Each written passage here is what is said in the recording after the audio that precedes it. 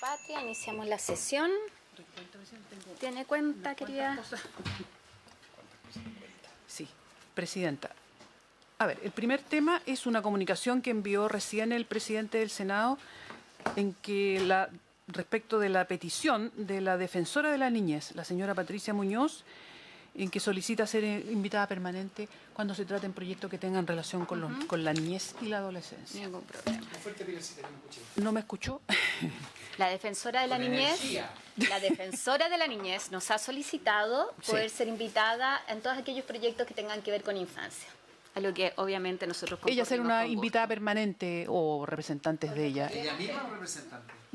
Quien ella determine. Ella dice la defensoría, habla de la defensoría. En pesca nosotros ya encontramos una posibilidad para vincularlo con infancia. En pesca, muy bien. Todo lo que tenga que ser alimentación de las niñas. Presidenta, que incorporen recursos del MAS. respecto del proyecto sobre contrato por obra faena que ustedes saben que volvió a la comisión, se fijó un plazo para presentar indicaciones que venció el viernes pasado, pero no se presentaron indicaciones. ¿Solicitamos un nuevo plazo en la sala? ¿Le parece? Yo dejaría por ahora stand-by. Ya. Un poco lo que hemos estado viendo es que se coordine la discusión respecto al estatuto agrícola también. Sí. Acordamos dar, yo creo que unas 2 semanas, ya lo conversamos. Y yo entiendo que hay más bien una solicitud acá del Ejecutivo de poder dar unas 2 semanas más antes de determinar. Perfecto. Pero no tiene mucho sentido pedir plazo de indicaciones si nuevamente se va a vencer. Por supuesto, Pero la presidenta. idea es que el punto más complejo, que es la implicancia sobre los trabajadores agrícolas, pueda discutirse a la par, dar un Perfecto. espacio para ver si eso es Entonces hay que posible y si esperar no un vamos poco. a continuar con el proyecto tal cual como Perfecto. estaba aprobado. A propósito de indicaciones, recordar que para el proyecto de cabotaje el plazo para formular indicaciones vence el próximo 10 de julio. Presidenta, el otro tema es el de los archivos de determinado número de proyectos. La idea era que los senadores vieran el listado y dieran su opinión, y si no había opinión en contra, solicitábamos el archivo a la sala y procedíamos con ese tema. ¿Alguno de los colegas senadores ha revisado el listado? Pero yo hasta donde voy estoy de acuerdo ¿Con el archivo? Sí. ¿Senadores quieren tener una semana más? Le debo a la Nani que está trabajando en esto. Yo 60 Usted manda la- pero de verdad amerita el archivo. Sí. Sí, es que muchos Ya han proyectos ya sido- están contenidos en leyes que esta misma comisión ha ido despachando, que son leyes, perdón, y los otros, algunos son bastante antiguos ya y ha sobrepasado todos los plazos. ¿Y la Pilar nos proponga una fórmula?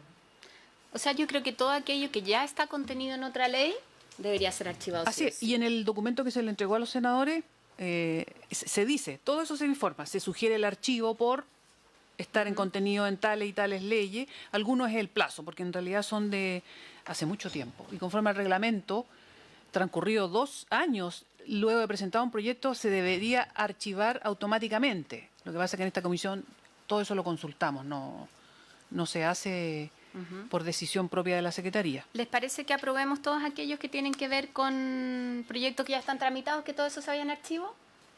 Ya, Y esos. los otros vamos a darle una semana más para que la senadora Muñoz lo termine de revisar y vamos a confiar en su criterio. Perfecto. ¿Ya? Muy Pero bien. avanzamos un poco para Sí. que no, porque a veces los números son mentirosos. Pareciera que todos esos proyectos están Así pendientes es. y en realidad no están pendientes. Es verdad, es verdad. Muy corto, Presidenta, lo que viene ahora es una presentación del gerente general de Armasur, en que acompaña información que habría solicitado el senador Juan Pablo Letelier durante la discusión de este proyecto, y es un listado, dice, de las naves y controladores respectivos de cada compañía. Ya, que se le hará llegar a todos los Así senadores es. y senadoras. Ronald Baum, presidente de la Asociación de Exportadores de Frutas, él está preocupado por el proyecto del contrato por obra faena. Él estima que se realizaron modificaciones estructurales y por lo tanto les gustaría que ser recibidos en el momento oportuno. En el momento en que nosotros recibamos las indicaciones y los discutamos, ningún Perfecto. problema. Y la Subsecretaría de Previsión Social acompaña, dando cumplimiento a las glosas de la Ley de Presupuesto, informe final de los resultados de la encuesta de calidad de vida del adulto mayor e impacto del pilar solidario. Eso, Que eso se lo podríamos información hacer llegar a que se todos puede los hacer llegar. senadores. Así es. Y también llegó un oficio del director del Servicio Nacional de Capacitación y Empleo, en que informa, también dando cumplimiento a glosas presupuestarias, las principales áreas y objetivos de las acciones de capacitación financiadas con cargo al programa Más Capaz. Esa es la cuenta, Presidenta. Ya. Hoy día tenemos 3 proyectos en tablas que se inicia su discusión. Yo le voy a pedir a la senadora Muñoz que me pueda reemplazar porque tenemos una actividad en paralelo. La idea es poder escuchar al Ejecutivo y poder ver a quienes invitamos para la discusión. Solamente, antes de dejar a la senadora, quiero señalar que el tercer proyecto es un proyecto que ganó el Delibera. En esto coincide que fue la región de Magallanes que ganó a nivel nacional. Y a mí me parece, más allá de que el contenido probablemente lo vamos a trabajar, es algo que hemos conversado varias veces, incluso a propósito de las movilizaciones de género, el fuero paternal ha estado en el tapete, pero a mí me parece que tiene un valor que hayan sido jóvenes, que ganaron con esta propuesta, que jurídicamente vamos a trabajarla, pero quizás pueda ser una modalidad que adoptemos en general, que el proyecto que gana el Delibera sea también tramitado como una ley, en la medida en que eso sea posible. ¿Ya? Que no ganamos nunca, la ilusión no gana nunca. Pero pueden hacerlo, pueden hacerlo. Tenemos que hacer lobby. Esta es la vez que ganó Magallanes, pero quiero... sobre la cuenta, el senador Durana y... Sí, lo que pasa es que quería hacer una consulta. Quería solicitar también un permiso para las 2:30 nos recibe el presidente del Senado, a una delegación de Arica. No hay problema, no va a estar usted ni voy a estar yo, entonces... Sí, pero hay no vamos problema a que votar, podamos- así que no hay problema Ok. con el quórum. Y va a ser una sesión... Alaman y yo tenemos que retirarnos a la 1. pero yo creo que a la No, yo 1 vuelvo al tiro, cumplimos yo- perfectamente con la tabla que tenemos programada. ¿Ya? Sobre la cuenta, Francisco. Muy breve, ayer ingresó el oficio que nombra a Macarena Lobo, integrante del Consejo Consultivo Provisional. Sí. Me gustaría que pudiera ser considerado en la tabla de la siguiente Sí. sesión. Porque hoy día se debería dar cuenta en la sala, entonces si no lo hubiéramos visto hoy día. Pero la idea es que lo podamos ver el miércoles en comisión y el miércoles también en la sala. Eso es lo que le vamos a pedir a los comités. ¿Ya? Entonces dejo a Pilar con el primer proyecto y dejo... Muchas gracias, senadora. La próxima sesión. El próximo miércoles en tabla y en la sala en la tarde. Vamos a cambiar el té. Gracias. Bueno, muy bien. Entonces vamos a conocer los 3 proyectos que están en tabla. Le solicitaría a don Francisco González del Río que pudiera exponer los contenidos en general de los proyectos para conocer y ponerlos posteriormente en tramitación acá en la comisión. Tiene la palabra don Francisco del Río. Gracias, Presidenta. Presidenta, nosotros valoramos de sobremanera la dirección que toman estas 3 iniciativas legales. Se enfocan cada vez hacia una protección mayor del trabajador en sus diferentes aspectos, tanto en condiciones laborales como es la identificación clara de su empleador, como en sus compatibilidades de la vida familiar y laboral en orden a proteger su fuente laboral durante un periodo crítico de gastos, que es el periodo de embarazo de su cónyuge. Y también proteger las cotizaciones previsionales de aquellos periodos en que no estaba sujeto a un contrato de trabajo. En ese sentido, Presidenta, quisiera referirme por separado a cada una de las mociones y quiero ser súper claro en esto. El Ejecutivo hoy día no trae una opinión concluyente, definitiva y acotada, sino que es una opinión general sobre los problemas que nosotros vemos en algunas de las normas, ¿ya? Entendemos que tras el proceso de audiencias, que esperamos sea lo más extensivo posible, lo más intenso posible, se puedan clarificar algunas de las aprehensiones que tenemos. Y para eso tenemos algunas propuestas generales sobre quiénes podrían intervenir.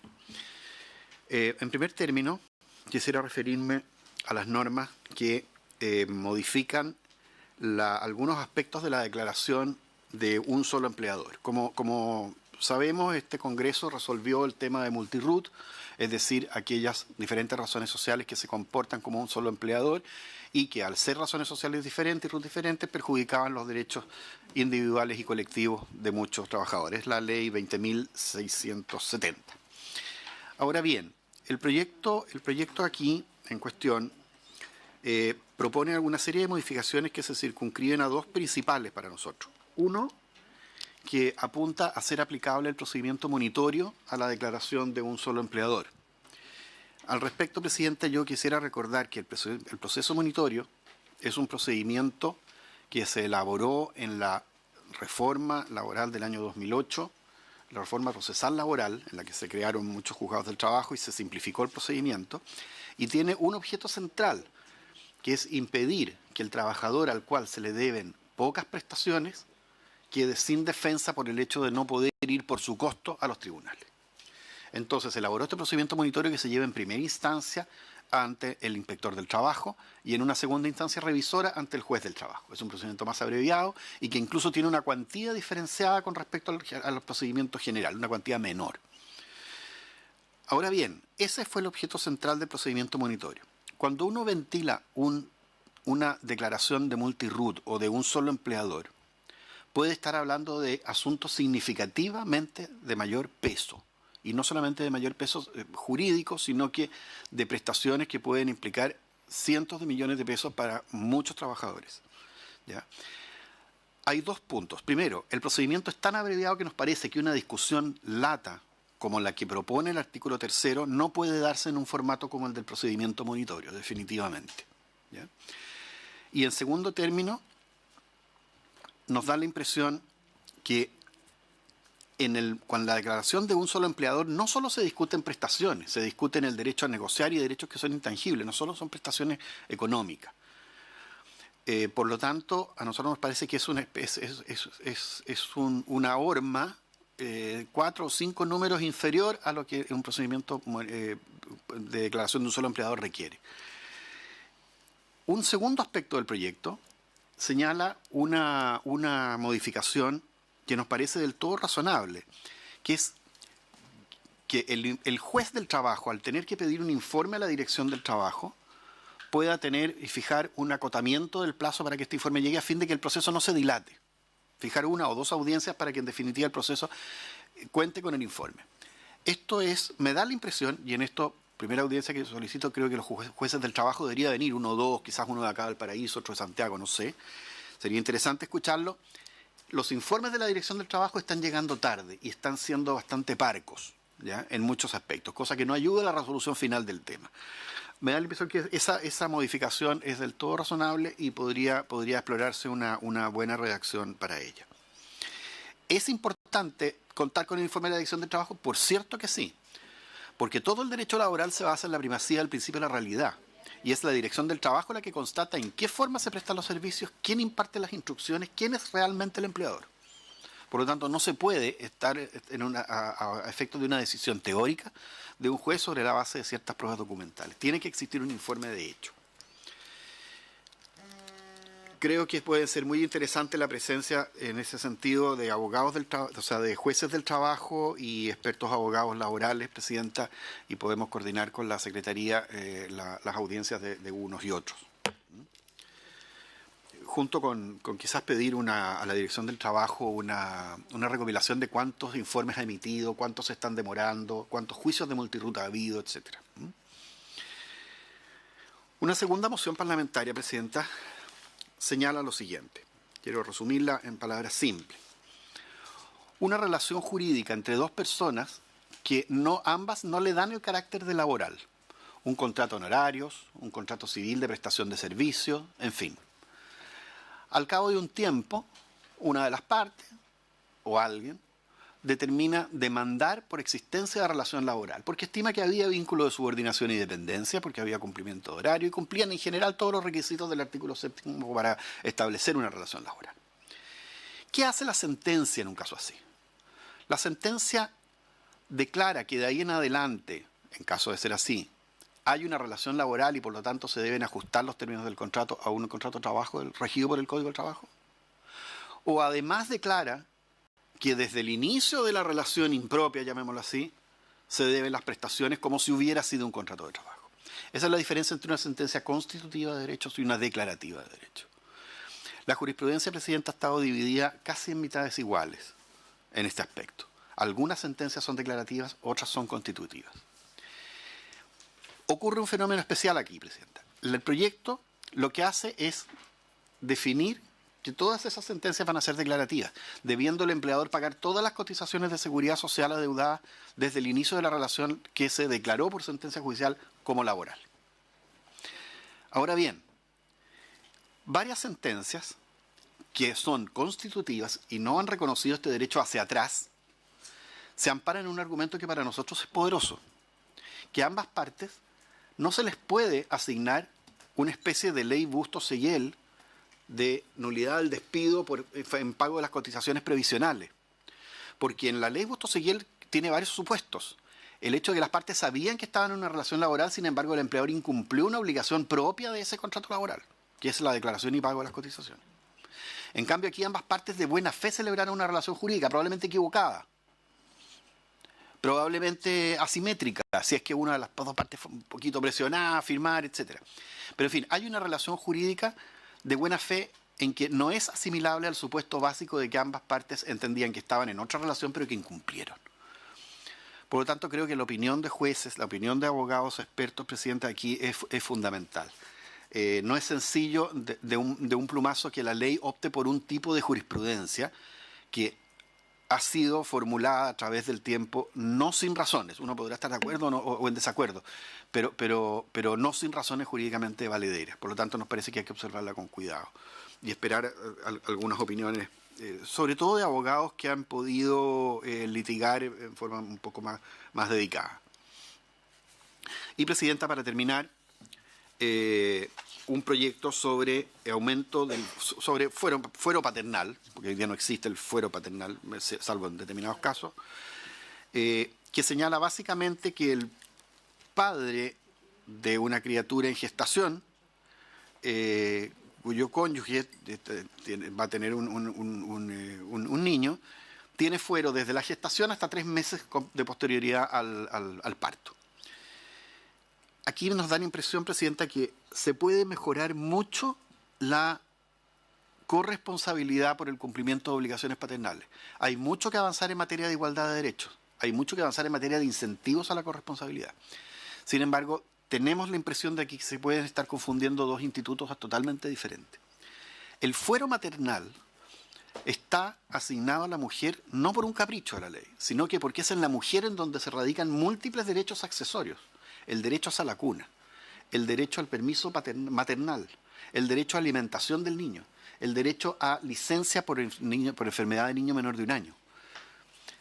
En fin, todos esos elementos configuran ¿qué? Configuran, llamémoslo, una alteración, un estatuto que convive difícilmente a veces con la estabilidad laboral o con la prestación de los servicios. Entonces, como no parece justo que ante esa alteración de la prestación de los servicios el empleador llegue y despida, porque se le pueden producir estas alteraciones, es que se instaura el fuero. Y la madre tiene derecho al fuero por esas razones.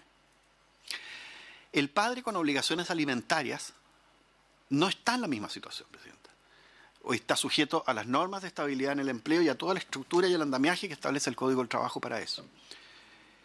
Si existe una intención de proteger los ingresos familiares durante el periodo de gestación y hasta un poco más allá, estamos hablando de otra cosa, estamos hablando de un instituto de seguridad social y que probablemente pueda ser revisado a través, por ejemplo, del seguro de cesantía o a través de un subsidio de las cargas familiares o un reenfoque de las cargas familiares, en fin.